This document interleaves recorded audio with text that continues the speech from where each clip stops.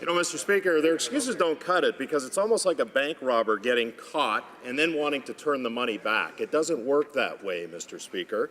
And Barbados is the #3 tax haven for wealthy Canadians. The finance minister is responsible for the Canada-Barbados tax treaty, and Morneau Shepell has a subsidiary on the tiny island. Mr. Speaker, since we now know that the minister's tens of millions of dollars in Morneau Shepell stocks were not at arm's length in a blind trust for the past 2 years, did the finance minister follow the law and recuse himself from all discussions regarding the tax treaty?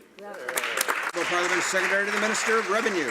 Thank you, Mr. Speaker. Mr. Speaker, our government is fully committed to fighting tax evasion and aggressive tax avoidance. In the first two budgets, Mr. Speaker, we made historic investments of over $1 billion to CRA to crack down on tax evaders, and we're already seeing results, Mr. Speaker. We've had 627 cases transferred to criminal investigations. We've had 268 search warrants executed, 78 convictions. Let us be absolutely clear, Mr. Speaker, tax evaders can no longer hide. Canadians expect nothing less. The honourable member for Barrie-Innisfil.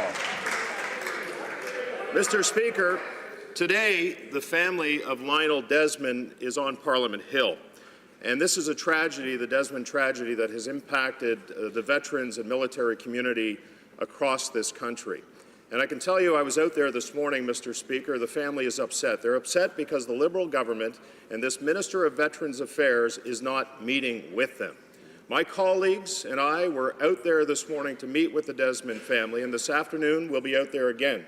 My question to the Minister of Veterans Affairs is, will he join me and my colleague from Durham and others in this House to walk 300 feet away to meet with the Desmond family? The Honourable Minister of Veterans Affairs. Order. Certainly my condolences to the families involved. We can't talk of specific cases out of respect for the privacy of the veteran and out of respect for the privacy of the families who are involved here. But there's no question that one suicide is one too many. With the Minister of National Defence, we have come forward with a joint suicide prevention strategy. We've hired 400 new frontline staff. We have reopened 9 offices that were closed by the previous government, Mr. Speaker.